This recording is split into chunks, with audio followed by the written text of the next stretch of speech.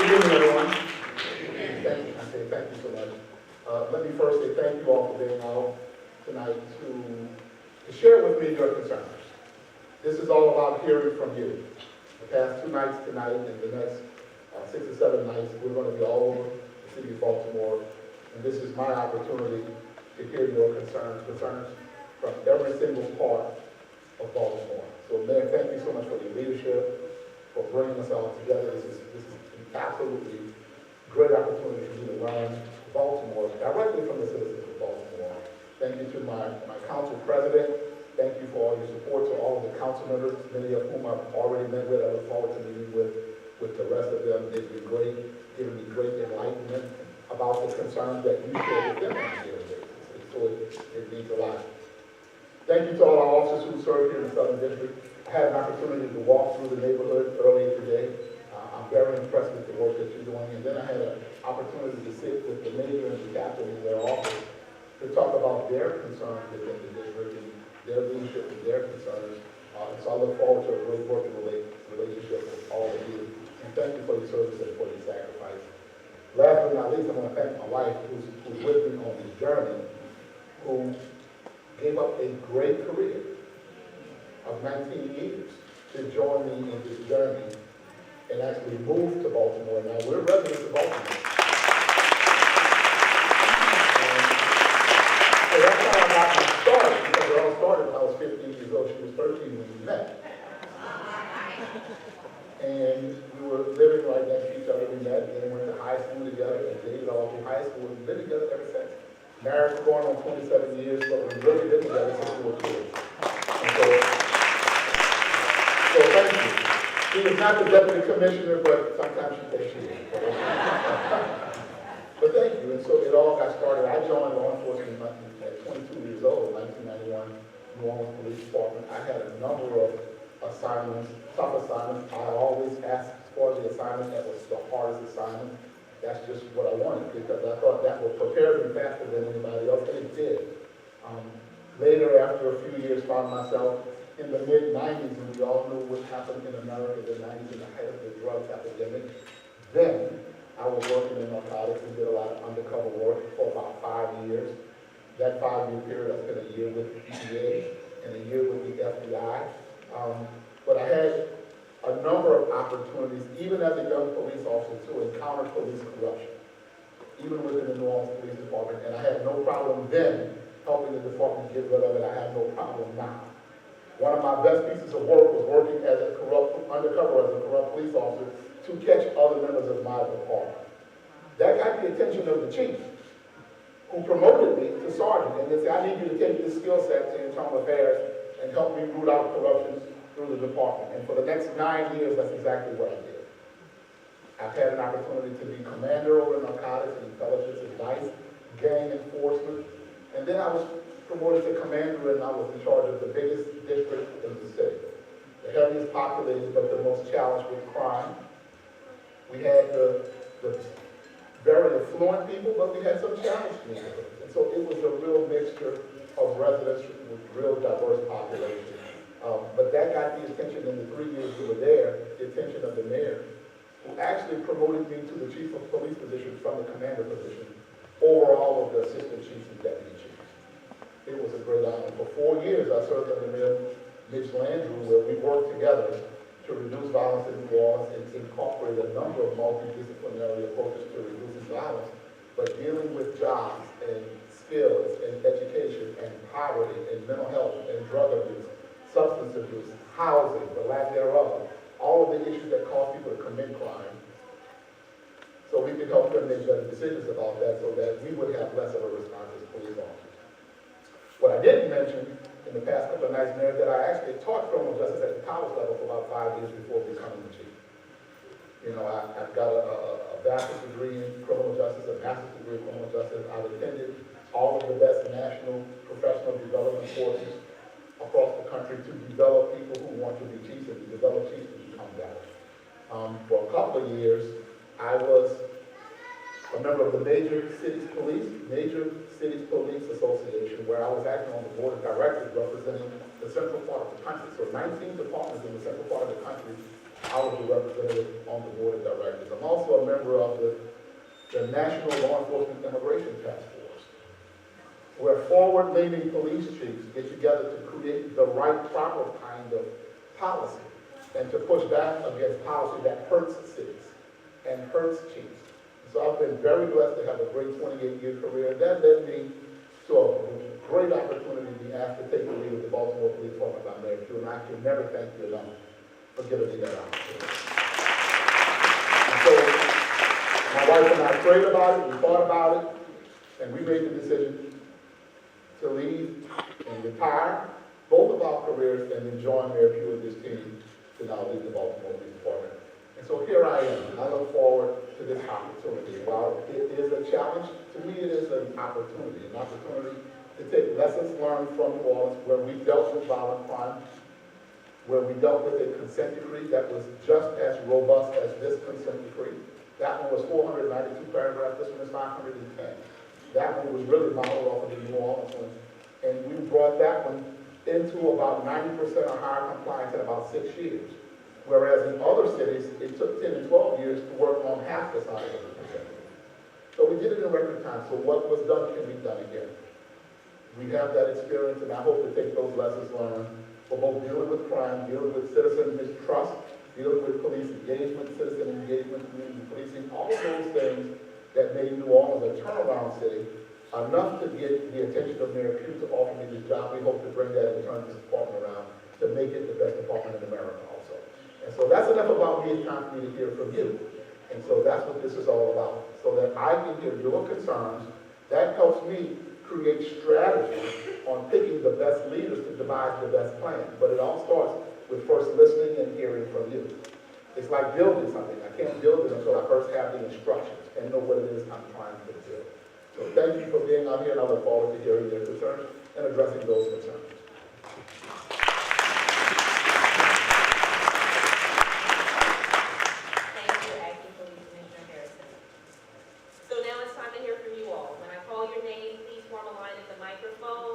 Share your hopes, concerns, and issues with the acting police commissioner. Remember to introduce yourself if you're comfortable doing that, and tell us what neighborhood you live in. The first 5 names are Erica Hamlet, first initial R, last name Tyson, Victoria Lane, Beth Hawks, and first initial R, last name Matt.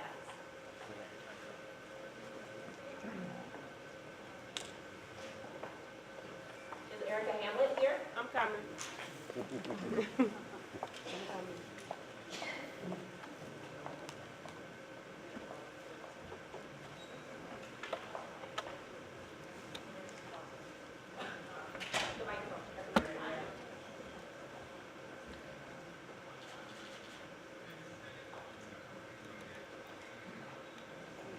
Good evening. My name is Erica Hamlet. My 16-year-old son was confronted by an off-duty plainclothes Baltimore City police officer in Howard County in November of 2017. 3:45 in the afternoon, he approached my son, did not identify himself, asked my son several questions, and then when he didn't like how the interaction went, he pulled his gun on my son. My son called home frantically to my mother. We ran to him, and that video is what you're looking at. The officer had on a black hoodie, blue jeans, not identified, was a perfect stranger to my son, who was a child at the time. My question has always been, throughout the process of filing a report to Internal Affairs and the investigation, and with the CRB, there is no policy of what happens next. I also had a peace order issued on the officer, which was granted. All of his information was sealed. The peace order was delivered to the police department. None of his information, I didn't want it, but none of his information was public information. Now that we've come to the end of the journey, 15 months later, I still don't know what happens next. If he's terminated, if he was suspended, whether he was still actively working on the street during the time. And then what kind of mental health support do we offer victims of these instances? Victims of police brutality, excessive policing, police harassment.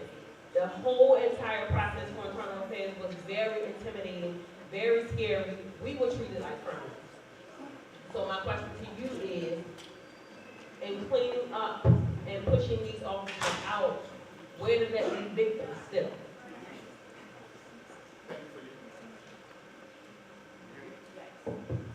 Thank you for bringing that to my attention. And certainly, having done that work for almost 10 years in internal affairs, I can sympathize with how that can be traumatizing to both your son and kids. So I understand that. Part of what I'm doing now is making both assessments out in the community by being here, hearing from the citizens. But during the daytime, working to hear from different components of the police department to make two things. Organizational capacity assessments, that is knowing what the organization can and cannot do as individual leadership capacity assessments. Who has the capacity to lead at a high level, who's doing it at a high level, who will continue to do it at a high level, who should be replaced with somebody else who do it at a high level. And certainly, unit capacity assessment, like in internal affairs. And I've met with the chief and commander of those units, but right now we're making an assessment. Having done that work and having run a department that had a consent decree just like this one, having had those same complaints made that I personally investigated, that I personally supervised and managed others to investigate them, it is my goal and my job to make sure our internal affairs here in Baltimore is fair, just, and transparent.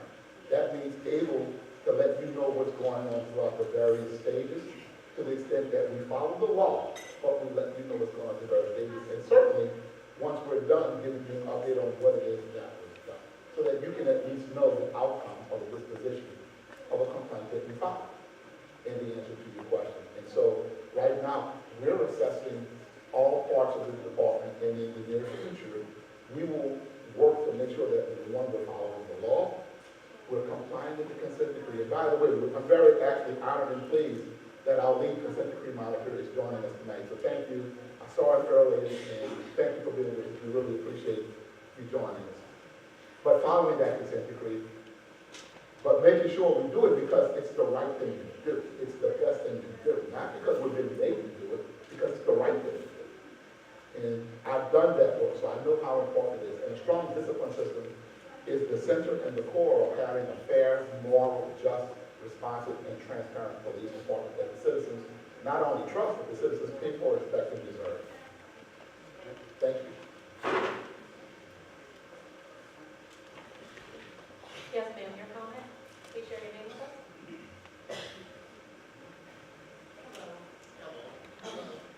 My name is Beth Hawks, and I have a business in Fells Point, and I live in Pigtown. Sure. Okay, so I wrote a letter to you. I love letters, because it's Valentine's Day. Welcome to Baltimore, Commissioner Harrison and Mrs. Harrison. Thank you. I thank you for your willingness to take on this insurmountable task of restoring faith to the Baltimore City Police Department and to our city. My faith has never wavered for either. I know there are bad cops in every city, not just Baltimore, but the criminals far outweigh the bad cops every day of every year. We need to change that narrative. Sir, and Madam Mayor, I love this city, and I promote this city every day of the year. But the reality is, there is not 6 degrees of separation between someone you know and someone that has been the victim of a crime in this city. It's maybe 1 degree, and in my case, it's less than that. I made a list today of the violent incidents that I could remember, and at 37, my heart was in my throat, and I felt as though I was going to have a heart attack. Maybe other people have the ability to turn off the concern for others, for the crime in this city, but I'm not one of them. Every day I get a call, I get a text, and I get stopped in the street by someone who has been the victim, or their family has been a victim of a crime, or their business is struggling because people are scared and no longer will commonly patronize our establishments in the Baltimore city limits. Sir, as a lifelong resident of New Orleans, you have lived through Katrina, looting, lawlessness, and the police consent decree. New Orleans tourism is thriving. How do we get our Baltimore back on track and visitors from far and wide to return? Our business is to invest and our families to stay on our beloved Baltimore. I believe in this city and I believe in you, and I thank you and I thank your wife for being here. Thank you. Of the 37 people that I know personally that have been a victim of crime, and you can contact each and every one of them, and several of them are here. And I go to trials, and there's days when my shoulders are wet from the tears. Thank you for coming. Thank you for bringing all that to my attention. Everybody here is here because they love Baltimore.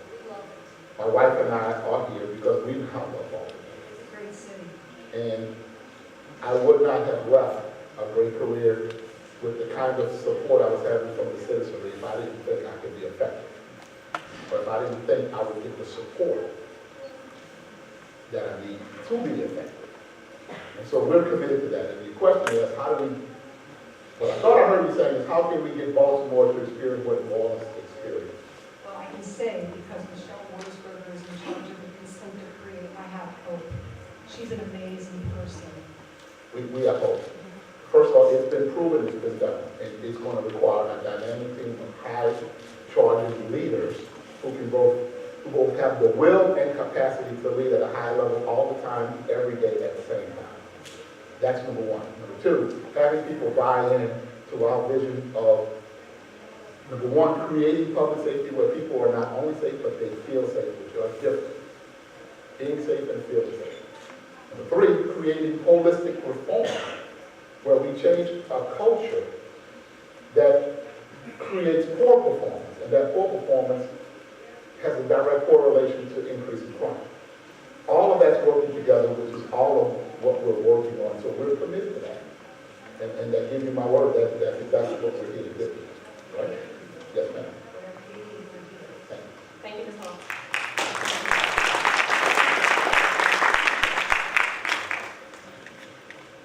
Good evening.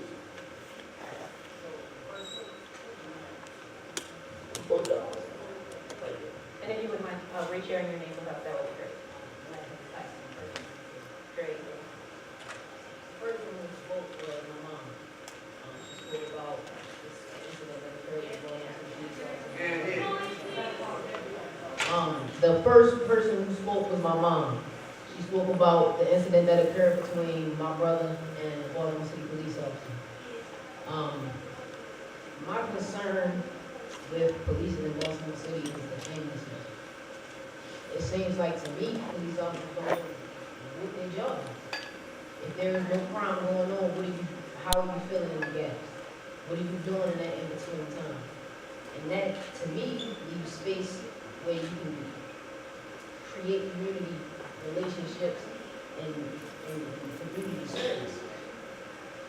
So, not only was that story something that made me feel like police officers are just out here just aimlessly, like looking for things that happen or creating situations, which is what happened with my brother. But the situation that the lady told you about the other night, where the police officer hit her son on a dirt bike, and his response was, I told him I was gonna get him. You don't know what your job is. If that was your goal, you can't possibly know what you're out here doing. You're supposed to be protecting and serving. This man laying on the concrete dying, and your response was that you told him you was gonna get him. It's too many times where the old saying comes back to me where an idle mind is the devil's workshop. You have several officers that are being talked about in the news right now that are being, they can go to federal prison. Because all of that idle time they had, they was doing the devil's work out there. Those are not criminals. These are people that are supposed to be protecting the streets from people doing the stuff that they were doing. I would want something to fill in the gap. What are police officers doing in the in-between time where nobody's not committing a crime right in front of you? Like, what's the suggestion for that? What's the solution for that?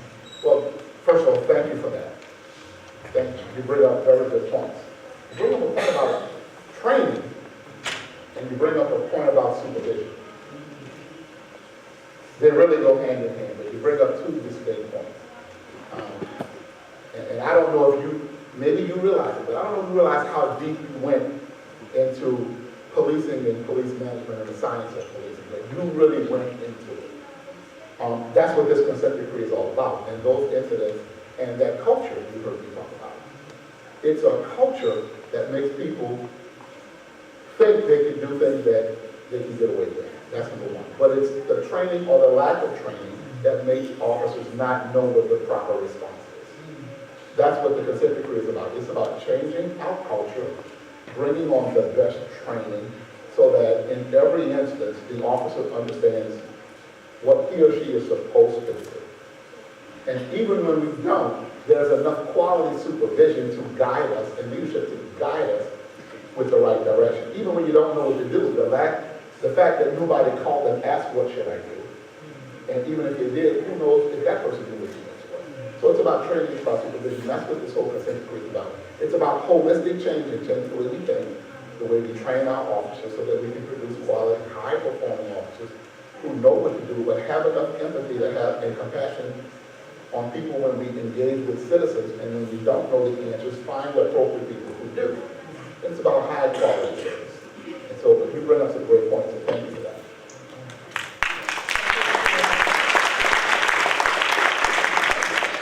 Just want to circle back to the two names that I called that didn't come up this first go around. If Victoria Lane is interested in making a comment, please come up. The second name that I called was R. Maddox.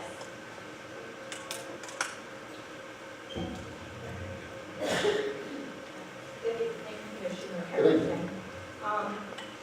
I have lived at the same address in Brooklyn since 1985. I've made a commitment to my community. I raised my two daughters there. And after 30 years of paying a mortgage every month, I finally paid off my house in March of 2015. Long before I lived in Brooklyn, my first job straight out of college was teaching at what was at that time Benjamin Franklin Junior High School. So I've made a commitment. The last thing I want to do is be driven from my home after 34 years by not only violence and gunplay and drugs, but other quality of life issues that on the list of priorities overall get short shrift. Since 2015, the blocks surrounding my home, 3rd, 4th, and 5th Street, East Jeffrey Street, Washburn Avenue, and Pontiac, have become ground zero for drugs and prostitution. I am done with opening my door at 7:15 a.m. on Christmas morning to let my dog out and watching a poker convention across the street from my house. I am tired of watching parents walk preschool and elementary school children to and from home while hookers pass by working the streets at the same time. I have photographs of school buses pulling up. Within that area, there are 3 schools and the 3 churches, and I have photographs of hookers standing right on the corner where the school bus is coming to drop off students and pick them up. To us who live with this literally on a daily basis, 24/7, this is not a small matter. We are prevented from having what the law calls or the code calls full use and enjoyment of our homes and properties. We are embarrassed to have our relatives and friends come to our homes to visit. Last night at 9 o'clock, a prostitute was known by neighbors. If I could just check in for a minute. So it sounds like you feel proud as a resident and a homeowner here in this community, having contributed to the community not only as an educator, but also as a taxpayer, feeling really committed to the community and a refusal to be pushed out. Looking for the PC perspective around the anger that you feel associated with what the community and the children are exposed to, as it relates to activities that you consider illicit and wanting to get his perspective. That I know are illicit. So, And police know our own. so it's important to me as a facilitator that I use neutral language. So it sounds like that activity is illicit to you and interested in getting the PC's perspective of what BPD's engagement will look like in order to get you to a place where you feel safe and a place where you feel like you can invite your neighbors into your community, your neighbors and your family into your home. Is that right? I just want to make sure we give the PC the opportunity to answer. That, you're correct. Great. I didn't know that I needed a translation of what I was saying, but I did. I thought I was clearly wanting to understand and clear spoken, and I'd like to finish, if I may. So there's a 2-minute time limit. There's a 2-minute time limit, as I announced Right. earlier, ma'am, to allow for all of the folks that are on Right. 9 pages that need to answer So the how question. much time do I have left? The buzzer went off a while ago, which is why I'm checking in with you. Thank you. Okay, I'm going to make one final comment. When prostitutes feel free to come up to my gate at night and scream and curse and threaten me as happened last night, when they are known to police and neighbors by name, that is the extent of what we deal with on a daily basis. Thank you, Ms. Lane. First of all, thank you for sharing that with me. Thank you for sharing that with me. I can certainly tell how passionate and proud you are of being in Baltimore, being in that neighborhood. And certainly, none of us want to be exposed to that life, that poor quality of life. And I've already talked to the commander, I've already talked to the assistant commander, they who shared that while I was in their office, their enforcement activity there, although sometimes it's not enough, their enforcement activity there, but the goal of the Baltimore Police Department under my administration certainly will be to always work to find ways with community members, with our local legislators, with our state legislators, and even with the state and federal partners to do what's necessary to attack drugs, to attack prostitution, some of which is for the sake of prostitution, some of which is for the sake of human trafficking. And we want to not only just target the women and/or men who could be out there, but the people who are perpetuating it and profiting off having someone else perform those criminal acts. And certainly every neighborhood is going to be important. We want to make sure we eradicate that so that you can feel comfortable and proud in the neighborhood, but the children don't have to be tainted by seeing that.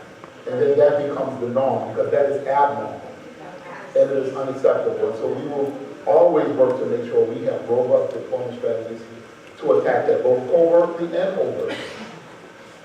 Okay.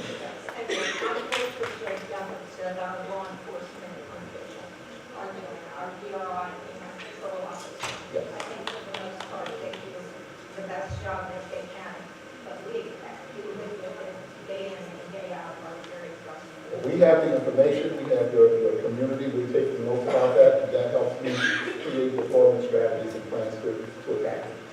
Thank you.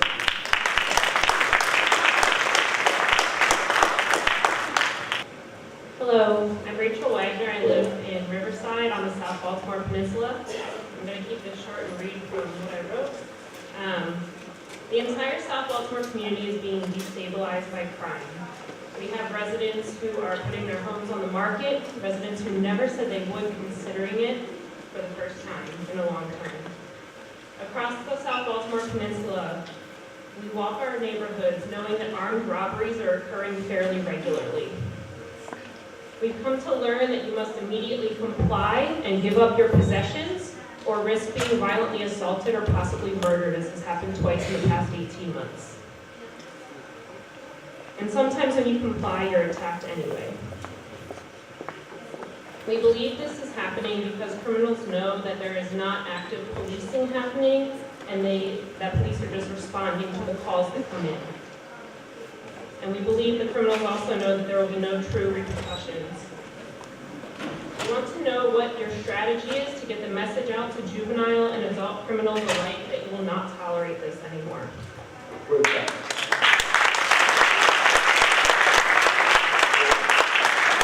I've already had my first preliminary meeting, my first meeting with the state attorney, but there are more of those meetings to come. And it's going to be about partnerships with prosecutors, with the courts to make sure, and with our legislators to make sure that they're appropriate and just but strong consequences to deter people from making these bad choices to commit crime.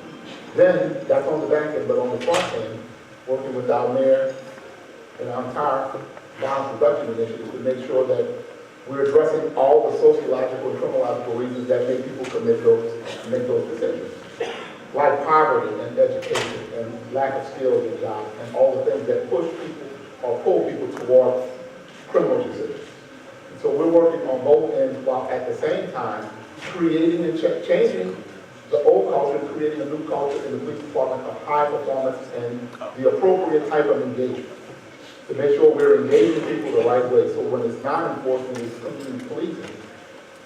So that we build relationships that are strong and that we make new relationships, improve the good ones and repair the bad ones, but at the same time, that we're engaging in a very proactive way, bound by the Constitution and bound by the law, that gives us the right to stop and investigate and do what is necessary to prevent crime and apprehend people who commit it. But we got to work on the front end, we have to work on the back end, but we're changing the culture in the police department to make sure people perform at a high level. That's going to be strong discipline, that's going to be strong policies, that's going to be creating the right type of strong, competent leaders who know what to do and take the appropriate action on their subordinates when they fail to act. And then having people who take disciplinary action against members who are not proactive. And when they see things, they just drive by and just say so. Making sure that we change that culture is the most important thing that we can do as a department.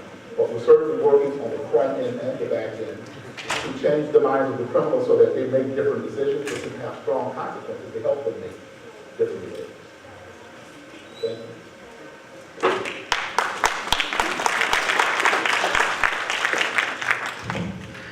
Hi, my name is Ronnie. I live here in South Baltimore.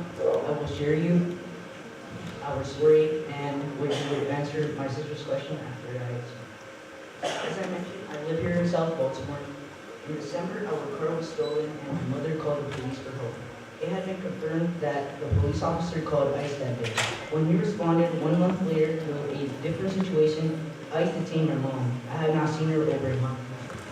For this reason, I'm really scared to call the cops now because I don't want any of my other family members to be taken away.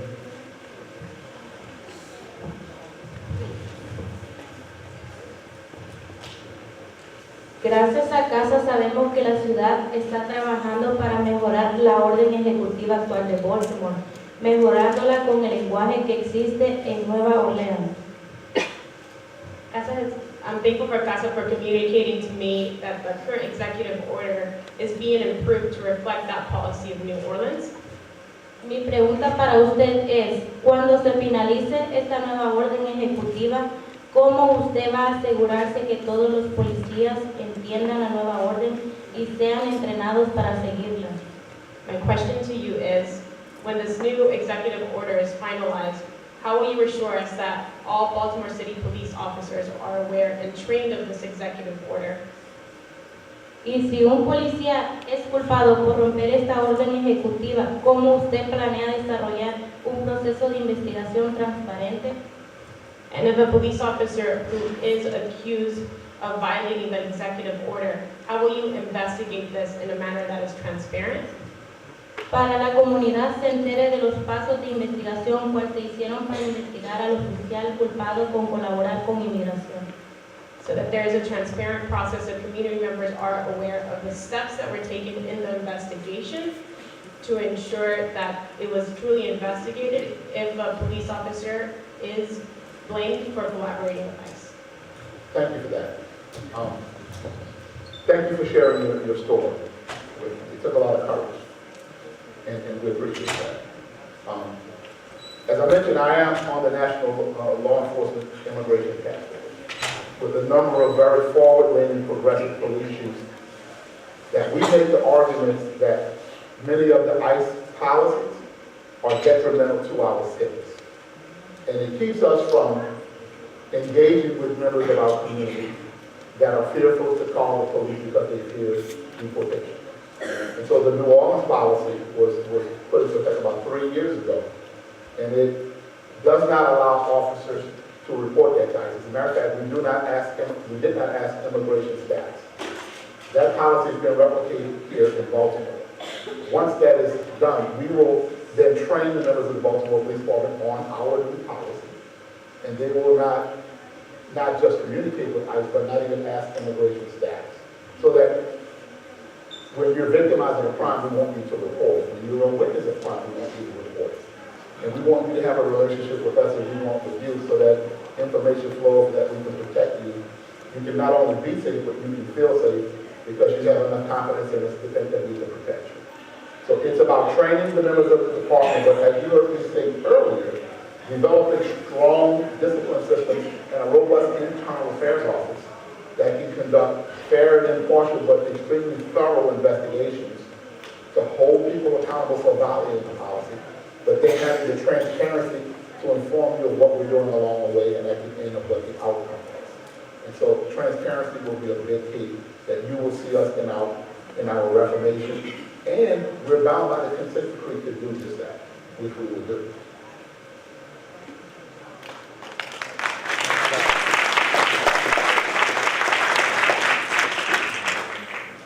Hello, my name is Jamar Dorsey. I am 14 years old and I attend to Cherry Hill Elementary Middle School, and I also live in Cherry Hill. I am a youth leader for YRI, also known as the Youth Presents Institute. I would like to welcome you to Cherry Hill, Mr. Commissioner Harrison. We have many great things in Cherry Hill, such as Safe Street, Mama Shirley's Culture, also Wellness Center, Baltimore Guitars Against Violence, and Officer James Brooks. We would like more positive community police engagement with the youth in Cherry Hill. I would love to meet with you with other Cherry Hill youth leaders to share ideas about this. Will you commit to meeting with us in the future? And may I present the card?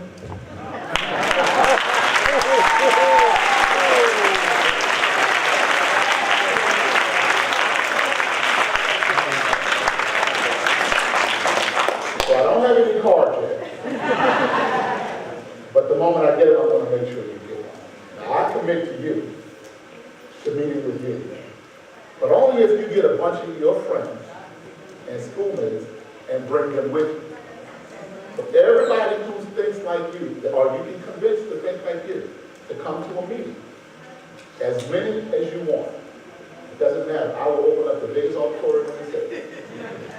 I'll meet with you, but only if you bring a whole lot of people with you that share your concern and are willing to come and be part of the solution. I'm happy to do it.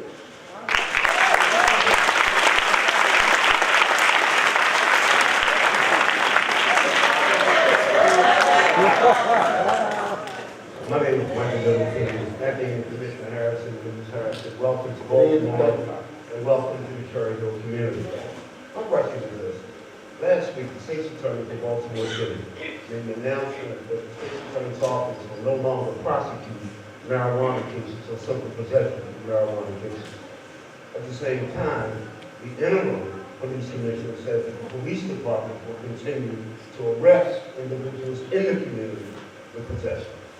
Obviously, this sends sort of a mixed or double message, certainly one from where it's spoke may have some misunderstanding.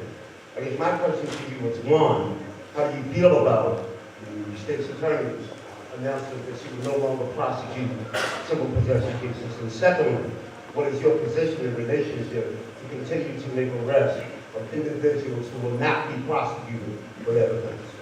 Good question. Good question. On my first day, I had a meeting with the state attorney.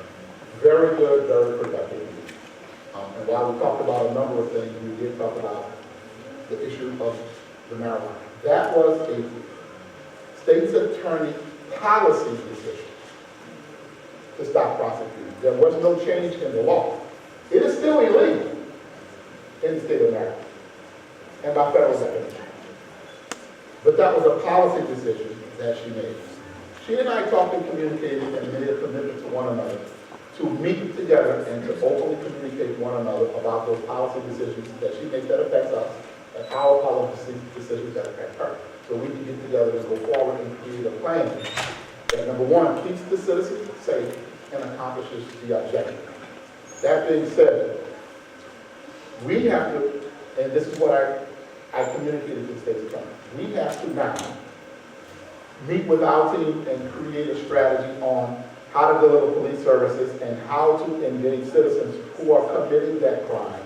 But she's not going to prosecute, but we need to now align our policy with the state law, because our policy is aligned with the law. We can't do anything that makes our officers violate the law or violate our policy, because then we're actually in the wrong and can be held accountable.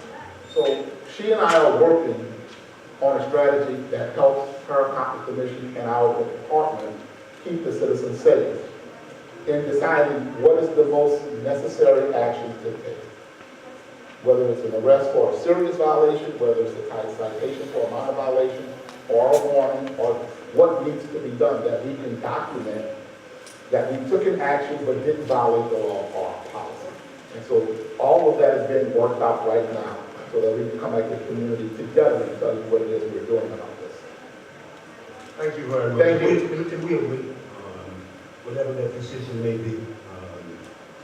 There are a number of folks in this community who are concerned, one, that we don't know ages, we don't want 14 or 15-year-old kids smoking marijuana, or 13 or 12, and nothing being done about it. I get it. You asked me how I feel about it. It sends a message to our young people that that's just okay to do. Then it sends a message to the people who live in the community that it's okay. And people may not want that. You know, people may not want that. What we committed to do is making sure we communicate going forward on her policies that affect us, our policies that affect them, and then work together to create a strategy to roll it out so it's beneficial to the citizens and it can satisfy the law at the same time. Thank you very much. Thank you. Good evening, Madam Mayor.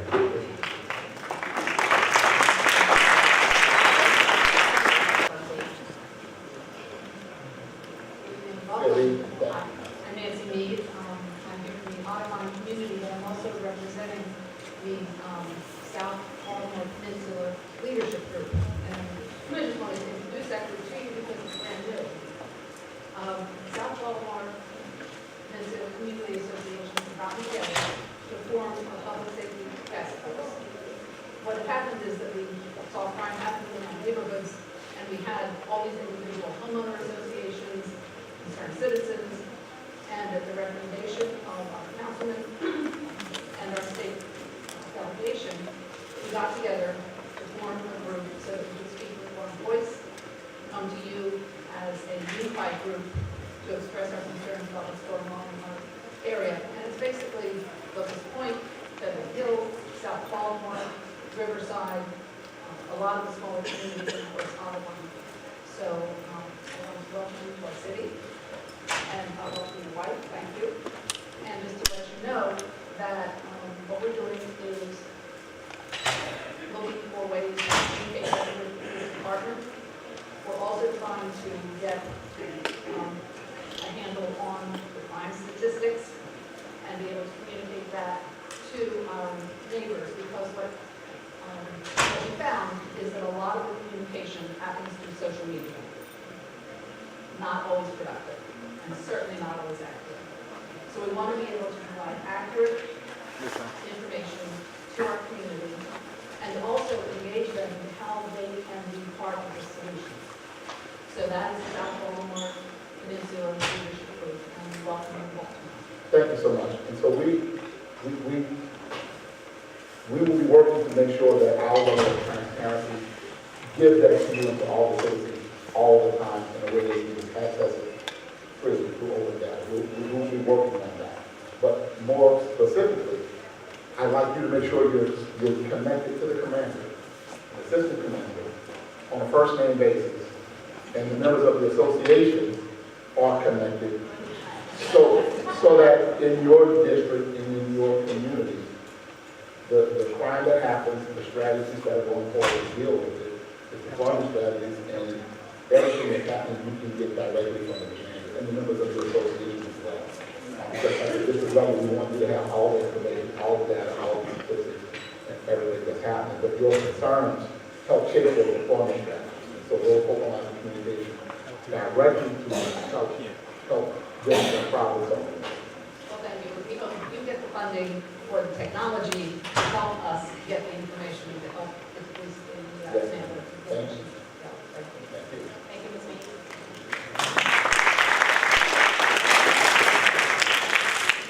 I'd like to take a moment to acknowledge Delegate Brooke Learman, who just joined us.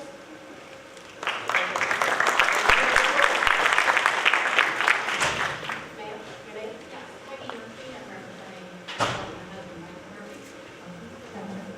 So we live in South Baltimore. Another representative here has already asked the question, so I won't repeat that. But I just thought I'd use this opportunity to let you know what it's been like the last couple of years. It's been very rough, sorry, I'm feeling a little emotional. It's been very difficult. We have 2 teenage daughters that attend Baltimore City Schools. When my daughter asked, can I go to the library that's 3 blocks away? Instead of having the normal parental stress of them going on their own, it's literally worried about, it's like, put your phone away. I'm worried that they're going to have a gun pulled to their head for a $400 phone. So it's been very tough as a parent, as a resident, and I'm extremely hopeful. You've brought hope. You and your wife, thank you for sharing with us, because hope has not been around the last couple of years. We've had the question, are we putting our family in danger by staying in South Baltimore, by staying in Baltimore? But we have such a connection with our friends, with our neighborhood, with our church, with our community, that the last thing that we want to do is leave. So thank you for giving us hope. We're happy to be here. We're proud to be here. I'm committed to this task. My wife is committed to supporting me in this task. And there's so many members of the Baltimore Police Department that are not dressed in uniform that are sitting in this audience that are committed to this task. And I thank y'all for coming. Many of them have come every night. And they are committed. And so it is about reducing crime. It's about reform. It's about culture change. It's about all of that. And it's already begun. I'm not starting it. It's already begun. I'm just here to help and be part of the team and to lead it. And so we commit to you that you will not regret that decision to stay.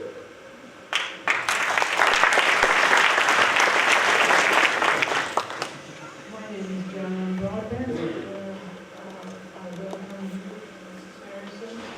I'm also president of the King Highway Community Association, which is part of the South Baltimore leadership group that was mentioned. Ma'am, can you speak more directly to the mic so they can hear you? Sure. Please. Can you hear me now? Yes.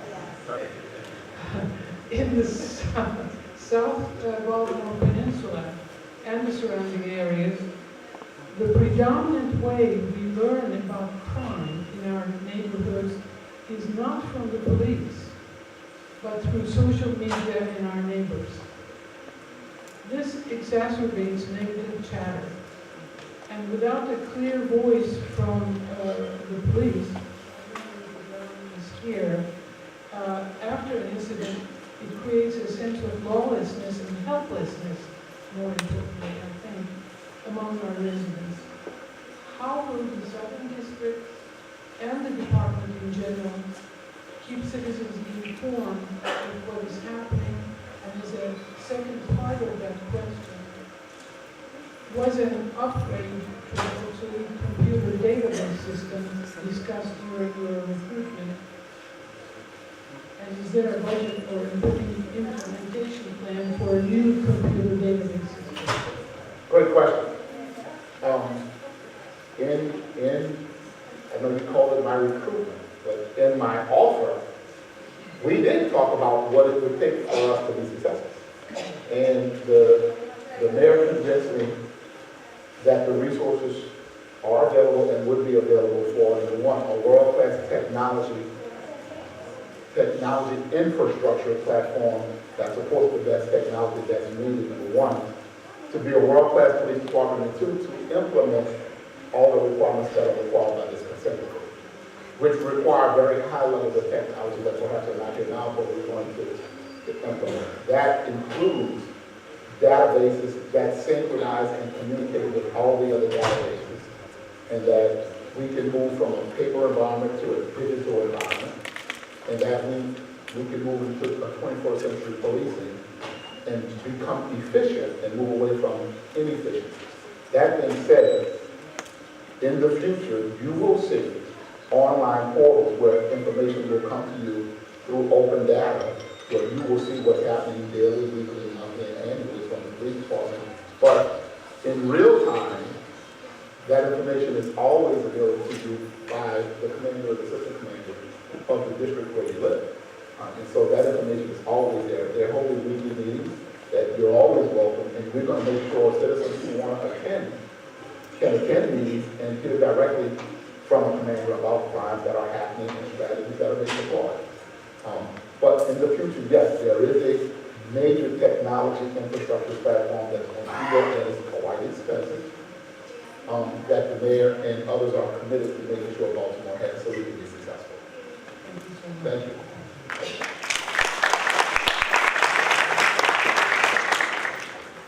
Mr. Commissioner, thank you for coming to Baltimore. My name is Mark Estrada. I'm the Regional Director for the Guardian Angels here in Baltimore. And I do know, Mrs. Commissioner, that behind every successful man is a woman that told him how to do it. So thank you for coming, Madam Mayor. We restarted I volunteered my time since I was 14 years old. And I restarted the Guardian Angel chapter here in 2006. So we've been through 6 police commissioners, 3 mayors, 3 city council presidents, a host of council people, and we, over the 12 years that I've run the Guardian Angel, we had a great relationship with the Baltimore City Police Department. Everything from our community events to even those guys training us and coming to our training as well. Now, the Baltimore City Police Commissioner, we have, I'm telling you, we have so many great organizations of people who volunteer their time to help Baltimore in the community. And as you know, I think without the community, Baltimore police can't do anything. Without the police, the community can't do anything. My question is, I would like to continue the relationship that the Guardian Angels have with the community and the Baltimore City Police Department, and as the police commissioner, will you commit to that as well? I commit to that. You are already a partner, and you're volunteering your time and you're making sacrifices. And the sacrifices you're making and people who are Guardian Angels are no different than the sacrifices we make. We all realize what that sacrifice could be, and we all run to the danger as opposed to running away from it. So thank you for the partnership, for the commitment, and you're speaking on behalf of all the Guardian Angels, and we just say thank you, and yes, we will continue.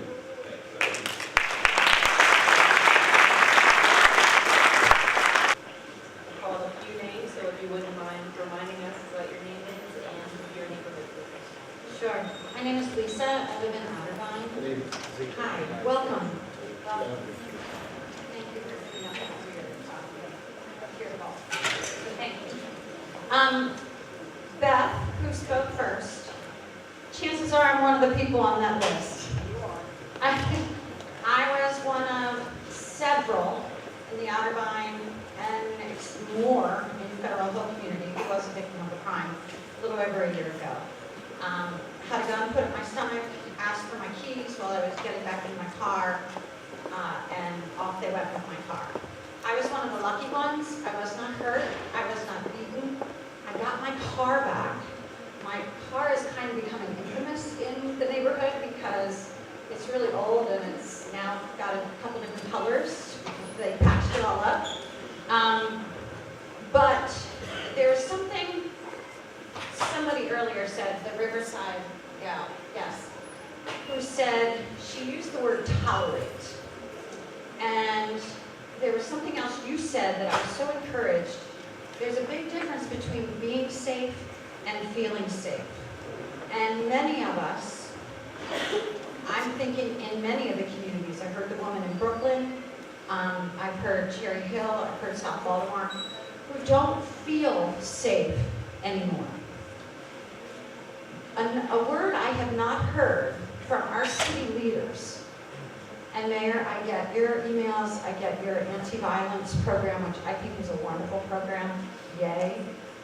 But I have yet to hear any of our city leaders, council people, mayor, police officers, police chiefs say, we have had it, we will not tolerate this anymore, and this may be politically correct to say, we are coming after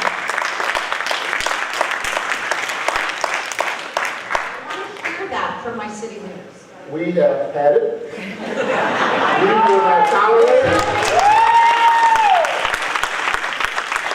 We will not tolerate it. So I'll talk to my cameraman, zoom in real close. If crime is the life you choose, then prison will be the price you pay.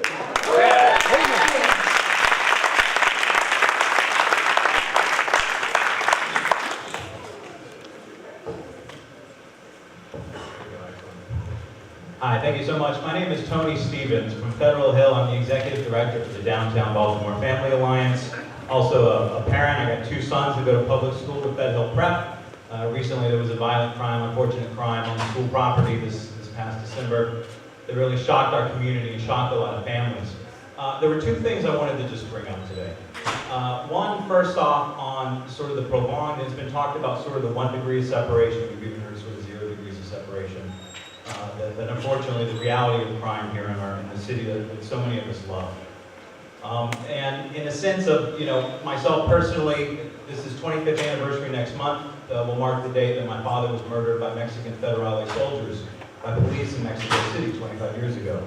I get, in a sense, the post-traumatic stress that can come from being personally touched by violent crime. And the long sort of generational things. It's one thing to go fix a neighborhood year after year, but the generational impact that crime can have on people and on families and communities for the long term. And, no matter how a crime is in a sense, taken and received, that long term. And I feel like, in a sense, conversations on the psychology of the city, and particularly the families, is an important conversation to have. The other thing, in a sense, too, Commissioner, I know that we are very excited that you're here, and very, in a sense, very excited. But we know that you can't carry the world on your shoulders. There is no more passionate advocate than a parent. There is no more powerful advocate than a family member who has been touched personally by a violent crime. My hope is that, it's not so much hope, it's a reality now hearing you talk tonight, and excited to hear, in a sense, of talking about partnerships. And my hope is that families can be at the table talking about the conversations, and as well having the police behind our backs to have the tough talks with our kids to learn how not just to be city smart, but also to find out ways that we can also help in trying to solve the problem, so it's not all just on the rest of the shoulders of the police. Thank you so much. Thank you. That's very important. As we change the culture of the police department, as we recruit, hire, and train the best leader writers and members of our department, as we reform this department by federal mandate, but doing it because we want to do it, and it's the right thing to do, it's needed and it's deserved. We hope to partner with the members of this community and every community to make sure we're answering your questions, but we're giving you the information, but we're getting the right information also. But also, while this room is packed tonight, and we're holding meetings at the district station, we're hoping that we have crowds like this so that we can share information and that we have community partnerships and people are really engaged, not just tonight, but all year long. And we want to make sure that those partnerships are strong and that we know who our community partners are. We're on a first-name basis, we can call each other, and that's what we're hoping to build and sustain. Thank you. Hi, my name is Trish Benshore, and I live in Federal Hill South. I moved to Baltimore about 5 years ago as a single mom and wanted to avail myself of all the amazing things that happen in this city. And I wanted to be able to walk around my neighborhood, walk across town, and just enjoy the activities. I have to say, my initial move here was fabulous. I loved being able to walk around the neighborhood and meet the neighbors and have some incredible neighbors who are activists in the city. I no longer feel that way. Last week I went to my neighborhood association meeting, which is 2 blocks from my house, and I was definitely afraid to walk there because there was a carjacking by gunpoint, the week before. So I want to be able to live in a place where I can avail myself to the city, avail myself to get to know my neighbors, and not be in fear of my neighbors, not be in fear of the young people in the neighborhood who are committing a lot of the crimes. And I also have a daughter who has disabilities, and I'm definitely afraid of letting her just walk down the street or out the door of the house or take the dog for a walk. And I would love to stay in the city and remain part of my neighborhood, and I'm hoping that you're going to bring, you know, the safety that we all want, and the ability for us to stay here in the city that we are living in. Thank you for your concern about the passion in your neighborhood. And I can appreciate you thinking or wanting me to bring that, but it's really a holistic approach, and it's all of us together. And so it won't just be me with the magic solution, it's really all of us together. And you heard me say this earlier, it's about changing the way people think about why they even make a decision because they crime. We have to have consequences for a crime. And I think there was a conversation with the councilman earlier today.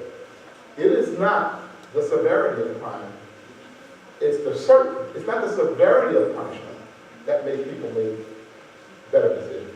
It's the certainty of punishment that makes people make decisions differently about committing crime. So we have to work on why do people even commit crime, and then go change the way they think about committing crime. So we got to be able to have some teeth and something to make them change their mind, while at the same time creating a high-performing department that, number one, patrols and has empathy and compassion and gets out to know our neighbors so that you can tell us the things that we don't know so we can better patrol. But then having strong consequences that make people make better decisions. It's all of that at the same time, all the time. And that's what we're going to do.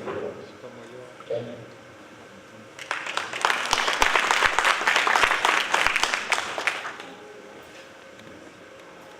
Good evening. Good evening. And welcome to Cherry Hill. Thank you. My name is Nikki Hill. I am a 3-year now resident of Cherry Hill, and I work here at the school. I volunteer a lot of my time, and I deal with the youth a lot. What I see a lot of and what I hear a lot of is when the police are called, it takes forever for them to come or they don't show up. I have been personally a victim of that particular crime and ended up resolving the issue myself because I am a person who considers myself a community leader. And I love my city. Now, what I would like to know is how do you intend when we have situations such as the school shooting in Dallas?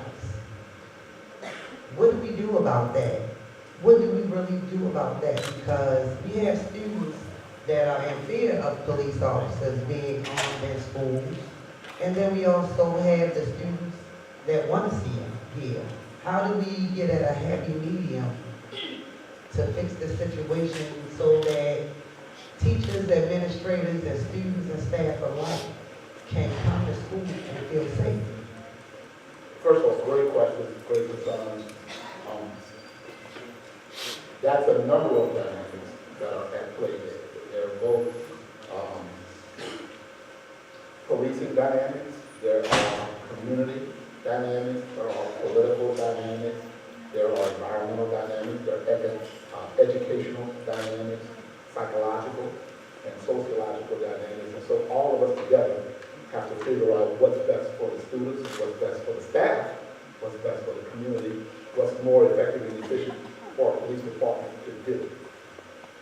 So we need to come together as a multidisciplinary team to answer that question. Because it's a lot of people who are on all sides. But everybody wants what's best for the staff, the students, and the community. That was the second part. The first part was response times or the lack of response at all. I experienced that in New Orleans, and that's happening all over, especially when it comes to land knowledge. Right now in our assessments, we're trying to figure out what kind of department we have, how it functions effectively or not effectively, efficiently or not efficiently. And then you're going to see me create changes and put out a plan that makes us more effective and have measures of accountability to show us where we're effective, where we're not effective, how to change it, and how to hold people accountable for being ineffective and inefficient. And so a response time is important. When you call, the purpose of police is when you call, we come. That's what it's always supposed to be. And when you're in danger, we come fast. Yes, but we have to fix it. And we're committed to fix it. Now, what we have to do is figure out the the things that we're doing that are taking up time, that we can perhaps do in a better way, or have somebody else to do, so we can have more free time and more free police officers to do the more important things that police officers are supposed to do, so that when we call for a police officer, and then bands will become. But that's a holistic approach of our organizational capacity assessment and our leadership capacity assessment, so that we can design the kind of department that does what you expect us to do. Thank you.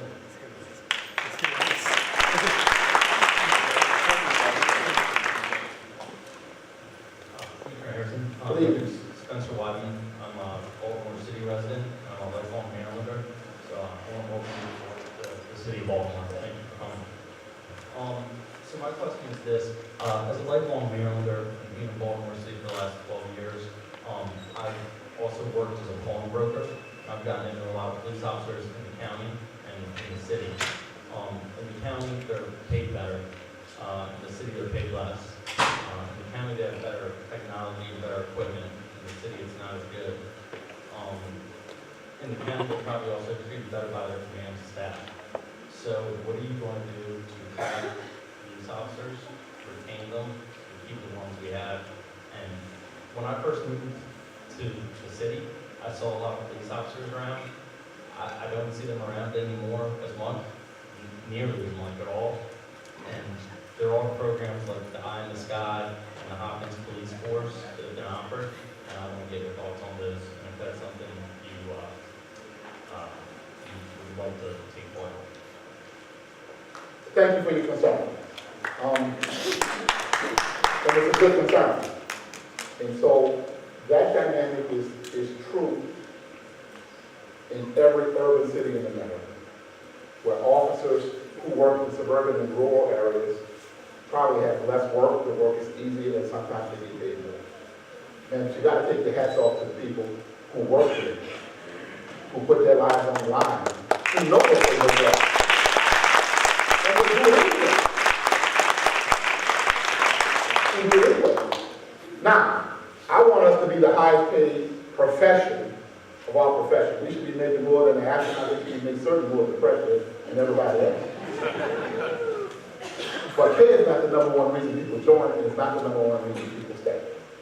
The four reasons people come to a job, any job, and leave a job: number one is working conditions, two is upward mobility, three is feeling part of a team, four is pay. And if we join for pay, we're in the wrong business. Now, I want us to be paid more than we paid.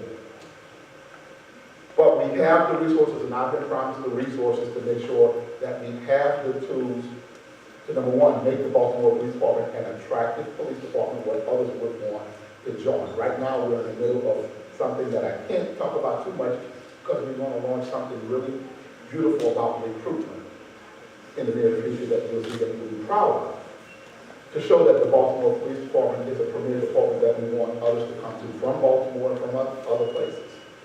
And we want to show the people who left that they should want to come back. And we want our police department to be proud of itself, and we want you to be proud of it. But we're working to make sure we have the appropriate and the best working conditions, that we have professional advancement and promotional opportunities. We want to make sure that our people feel part of the team and not necessarily always a bottom-down approach, but a bottom-up approach where they feel part of the team and they can help me with solutions to problems. And certainly we want to pay them like the professionals they are, while at the same time changing the culture of a department so that we build trust with our community members. And when we want to go to the citizens to ask them to support us for things like pay rates, we have to make sure that the citizens will support that. So right now, we're in the middle of this trust building campaign by way of this consent decree to reform our department. All of that's happening at the same time.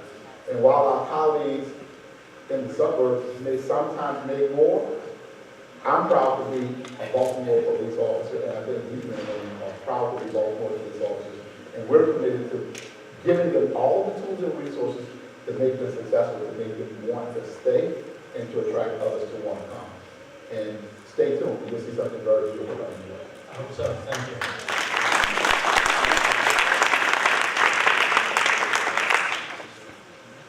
Good evening, sir. I'm Matt Onisby.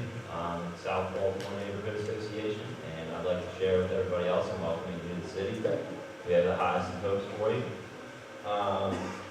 juvenile crime has been a growing problem throughout our city, in our neighborhoods as well as everywhere else.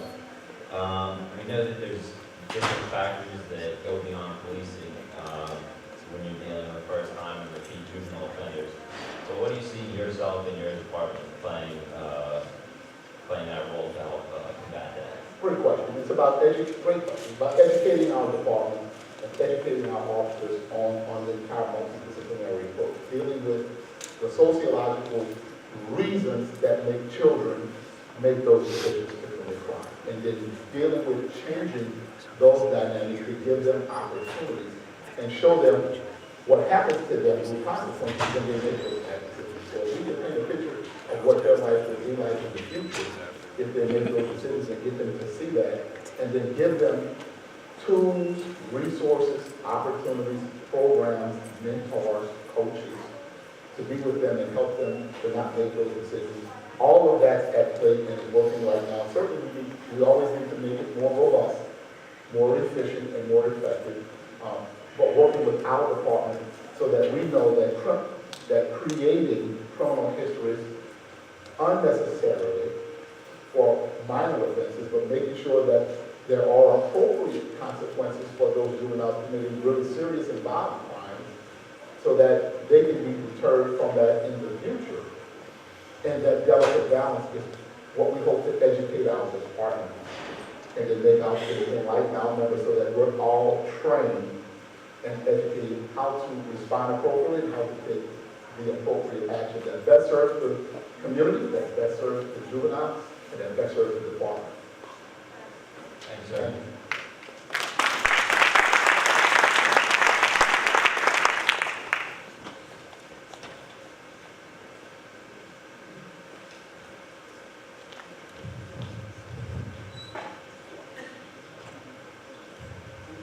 Hello, Commissioner. Good evening. Welcome to Baltimore. My name is Kerry Hamilton, and I lived in Baltimore all my life. I was raised in Cherry Hill since 1965. My mother still resides in Cherry Hill. I'm not too far away in Lake. Before I received my degree from Morgan State in 2015 in religious studies, I knew God learning from a single parent mother. And I know when you take God out to school, the community, and the home, you miss it something. Because I always believe in John 15 said, if everybody can agree to that, your job and the mayor's job will be a lot better. Two things, I have two questions to ask you. 6 years ago, when I was at Morgan, I thought of having a whole lot of eyes on the prize. That you said that the police respond to calls.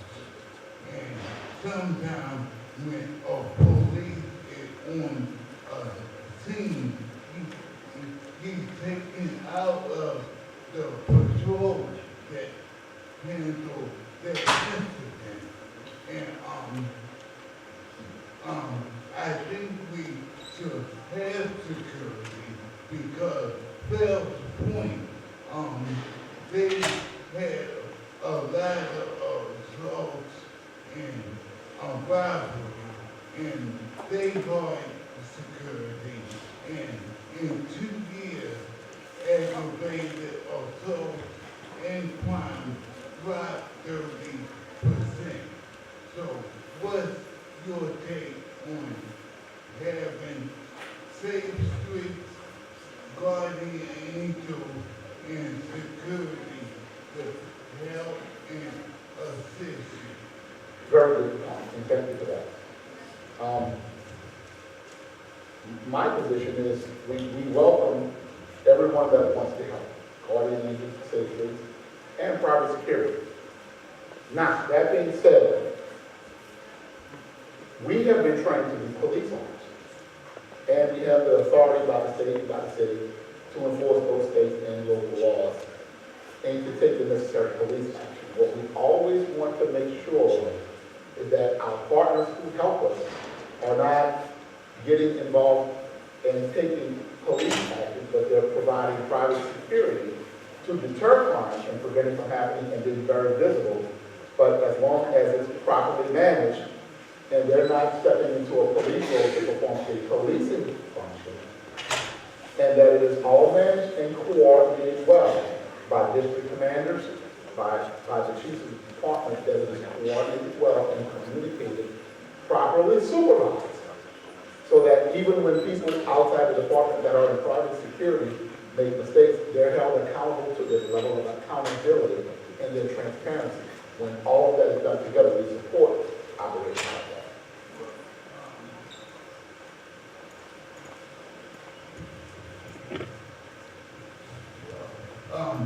When kids get out of school for the summer,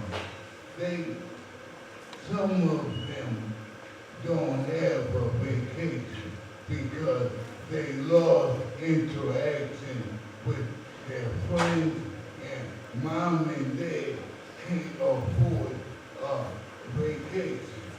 Now, I remember when I was a kid in Cherry Hill, we wrote a recreation concern would come with the truck, open up a stage, have games and food, and our style thing is leisure is important in one's diet to achieve greatness in one's life.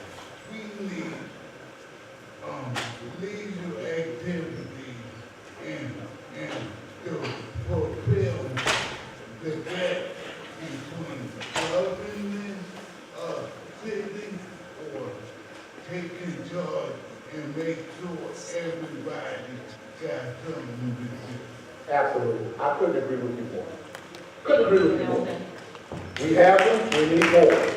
As a matter of fact, we went on a walk today in the Southern District, and the commander took us by a recreational center. And inside that recreational center were a whole bunch of kids having constructive things to do with adult supervision. And I was so pleased to see that they had some after-school programs. There's always a need for more, and certainly we're going to, working with this mayor, I know we're going to do more. Okay, that's exactly what we need. Thank you. Thank you, Mr. Miller.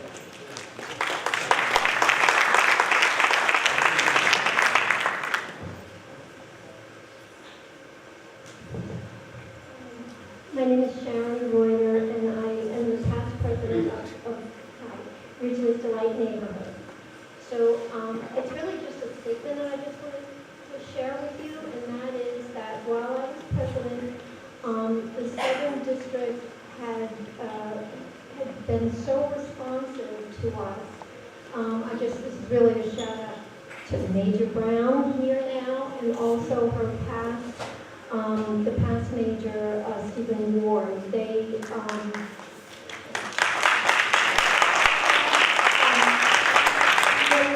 spike in crime, which had been not often, but enough.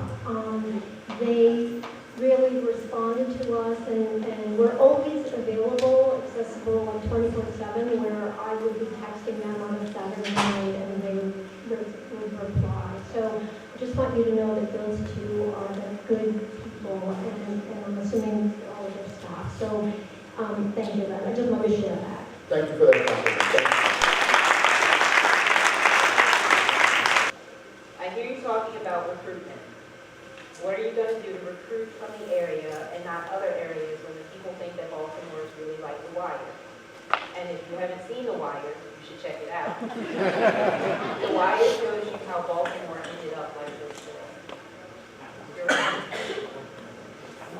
we are working, as a matter of fact, we had a meeting with a great group of white people to put together the type of recruiting campaign that I think we're going to be very pleased with. And it addresses that very issue. How do we recruit our very own from Baltimore? I don't want to tell you too much to spoil it, but we're working on delivering a world-class recruitment campaign to accomplish just that. Number two, I did see The Wire.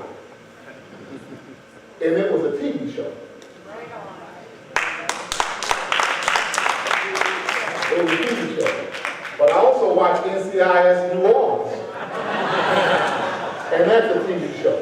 And Tremendous, which is a TV show. And all the people who believe New Orleans is full of voodoo. And it's not. All right? And all the misconceptions that are in TV and entertainment. Right when I accepted the mayor's offer, I went on one of the New Orleans' most popular talk show radio show. Good friend of mine, talk show, his name is Thomas. And well, I'm so glad they asked that. I'm so glad they asked that. Oliver used to be a city council, now a talk show host. And when I got there, to my surprise, Wendell Pierce was on the show, the star of The Wire, and asked me about questions about when I saw The Wire. What I told him was that when I get to Baltimore, I want to make sure that I clearly know that that was a TV show, and that is not a true reflection of the police department and of the citizens of Baltimore. Period. And I wanted Wendell to know that. I wanted the listeners of the show to know that, and I want you to know that. That was a TV show on HBO, and I recognize that. I'm living in reality with real people, with real issues, real time today. That's not entertainment because people are traumatized and people have real issues and real feelings and pride in their neighborhood, and that's a TV show, and those people got paid a lot of money for it, and I'm here to deal with real issues and real people in real time, and I clearly understand that.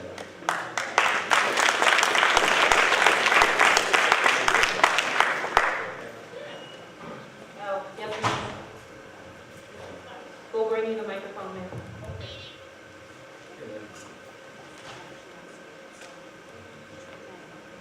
Please share your name and your neighborhood with us. Thank you. Thank you.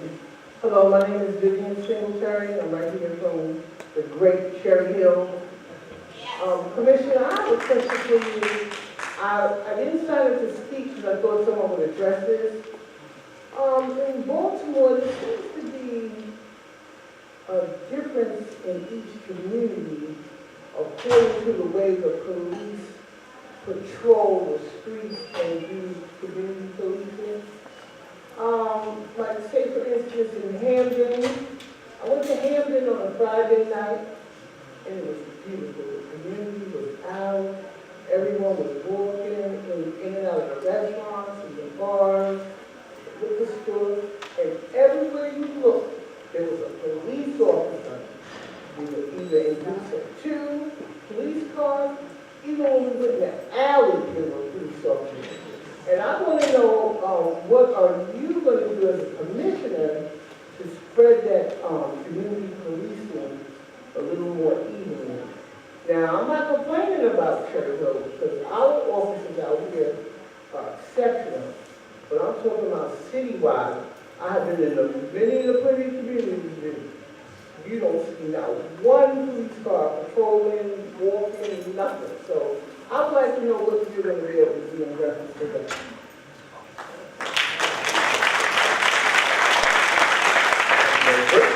Great observation. Great observation, great question. You know, the dynamics are different from community to community, district to district, and the needs are different. And so while there may be a different need, whereas you may have thousands upon thousands of calls that are coming in one district, there may be another one where there may not be a lot of emergency calls, thereby allowing more free time. so you get to see officers doing different things. So the model, the community policing model is at the core of the Baltimore Police Department's mission and vision. That all of us should be community policing oriented and minded, where we're building relationships and fostering trust, so that information can flow to you, from you to us, and from us to you, so that we can live and work together to have a safe Baltimore, so that you can be safe and that you can feel safe, and that you can feel like you're part of this community. There is no distinction really between the police and the community. We are part of the community we serve. So you will not hear me talk about the police and the community. We really want it. And going forward, that's what we want to train our officers to think, feel, and live, and demonstrate on a daily basis. What we want to do is make sure that each commander has the authority and autonomy to deploy the kind of strategies on a day-to-day basis that work for the citizens, and they should get citizen input on that make the people safe and feel safe, but accomplish the mission of dealing with preventing crime, deterring crime, displacing crime, and apprehending people who commit it. But everybody has to be a part of community policing, and what works in one community may not work or be deployed in another community. For example, if I were a doctor and I had to triage somebody, I'd like to know that I'm treating you for what you need to be treated for. It's like me prescribing medicine to treat you for something in the brain when you came to me with something in the heart. We want to make sure we're applying the appropriate deployment strategies everywhere, but when it comes to patrol and visibility, we do want to make sure that there's equal levels of visibility so that people feel safe everywhere you go. So the goal is wherever you are, regardless of the deployment strategy, not only that we make you safe, but that we make you feel safe. And that will come, and we're working on that. But the community policing strategy is to make sure that we're building those relationships. But we have to work to reduce the burdens that I think were overburdened because, yes, we've lost some people, and we're trying to grow our ranks back. But reduce the burdens that tie us up so much that you don't see us. And so we have to kind of slow down and patrol and do the things for you to see us so you can feel safe and you know we're out there doing our job. But as long as we're inundated with the thousands upon thousands of calls that make us just rip and run, that's what we have to do, become more effective but become more efficient. So right now we're assessing what we're doing, what works well, what doesn't work well, how to tweak it, how to change it, what doesn't work, let's get rid of it, let's try something new. While we get new officers and new equipment, and in time you're going to see that manifesting in your work. Great. Thank you, Lisa. So before we end for tonight, 4 things need to happen. The first is, I'm sorry.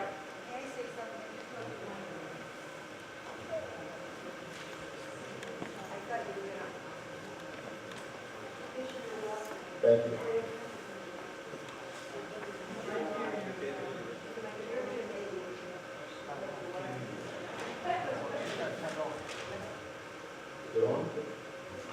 Yes. Thank you, welcome, and thank you. She's going to make you look good. What I wanted to ask you, we're all in this together, and we all know that, and it's up to all of us to make this work.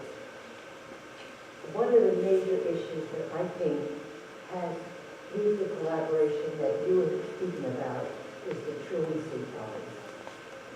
How have you handled truancy in your 27 years career? That's a great question. It was in my leadership capacity as a commander and as the chief, it was about fostering a relationship with the school superintendent and the principals of the schools to make sure, number one, the school system had a policy that aligned with police department policies, protocols, and practices, but that the principal of the school had independent and individual school policies that didn't create more problems for us. For example, when the kid was supposed to be in school and we brought the kid back to school, that they accepted the kid back at the school. And we had a scenario where they wouldn't take the kids back until the kid couldn't go home, but couldn't go back to school, there was nowhere to take the kid. But making sure that we're working with schools to make sure that whatever we do, we're aligned in our thinking, we're aligned in our practices, and we're aligned in our protocols that best suits the kid, the school, and the department, and the community. Now, that takes work, but in my role as chief, we saw that as some of the deficiencies which we had to work to overcome. And so, in doing that, we reduced truancy by having the school change some of its policies, and by having the school create mechanisms to deal with kids that were not in school but were supposed to be. But we didn't criminalize it and arrest them for the truancy. The kids that were actually committing crimes, we dealt with that in an enforcement capacity. But truancy, just for the sake of truancy, we worked with the schools, and it was really a change in practice for the schools rather than a change in practice for the police. Thank you.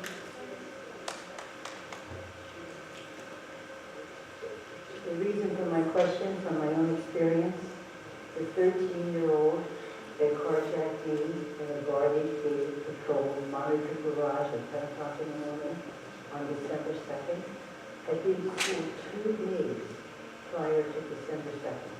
The first day of school, we gave a 8-hour bus ticket. He couldn't read or write. He had a 2-year rap sheet of carjacking in Federal Hill at 13 and was waiting for a case in Anne Arundel County and Baltimore County. 2 days to go to school by December 2nd. And when they checked his address at school to find him, it was an incorrect address. That's what I'm talking about with collaboration. Now, that right there is a parent problem. That's a parent problem, a parental problem, and a household problem too. Though we may not always have control on how people raise their children and how they run their homes, what you described, in my opinion, is a parent problem, because if the kid was going to school 2 days and did all that and nobody knew where the kid was, that's a parent problem. And yes, there are those of us in the world that really have to take responsibility for our kids. That's a reality. We as a police department will make sure that, number one, we're not over-enforcing and criminalizing a status offense, like truancy. But armed robbery and carjacking is a criminal offense. That's not just truancy. That's something that requires a serious consequence. The armed robbery part is something that requires a much different consequence, and we'll be tough on that. Unlike, different from truancy, we're tough on the other part. So before we wrap up for the evening, we just want to cover 4 quick things. The first is that you have surveys. We would really appreciate getting your feedback on the surveys. Your feedback will inform what the rest of the sessions look like. The next is that this is the 3rd of 9 sessions. Please continue to come out. Next, we'll hear from the PC. He wants to talk to you about what he heard from you all tonight, and then we'll close out with the mayor. This is so cool. Thank you so much for allowing me to speak to you, tell you about me, but thank you for telling me about you, the things that are important to you in terms of your neighborhood. What we heard tonight was about feeling safe and being safe. Quite a few people talked about that. That's one of our central things. Police accountability was a central core thing tonight. Transparency, including internal affairs investigations, and the appropriate responsibility for internal affairs. Prostitution was a big thing. We heard somebody very passionate about the prostitution in this city. Drug dealing, just as bad. It is the core of all of our violence, and we're committed to dealing with that as well. Training officers and holding them accountable regarding the executive order pertaining to immigration status and interacting with ICE. That was a core thing. And of course, the BPD collaboration with the State's Attorney's Office, especially dealing with the change in the marijuana policy from the State's Attorney's Office. Positive community youth engagement, and then recruitment. Those were the 4 central things that we heard tonight, that we are committed to addressing. And we'll hear from members of the community for the next few nights through this week and next week. And then you'll see us, you're already seeing us out there working with it. You're going to see us develop a robust plan for the city going forward. But I am so pleased to have this opportunity given to me by the mayor, the Legion of Women of the Baltimore Police Department, and to be your commissioner. And one last thing to my young friend Jamal Dorsey. Is Jamal still here? He's gone? all. I'm committed to meeting with him. I told him I want him to bring his friends. If somebody can get a message to Jamal, tell him I want him to bring 100 kids with him. That's the goal, 100 kids. You want to tell him? I'll be with him if he can't get it, but his goal is 100 kids. And then we will either come back here or wherever he wants. And I'm committed to meeting with him. At this time, I turn it over to the honorable chair. Thank you. Let's give our citizens to also give Tony and Don, our MC for this evening, a big round of applause. I'd also like to thank our Office of Engagement, Ally Smith, thank you so much.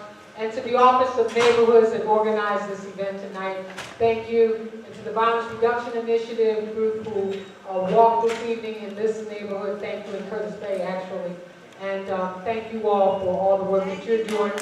And all of our police department members who stayed here throughout the evening, thank you so much. And thank all of you all for taking time to be with us and to share all that you shared this evening. Thank you all.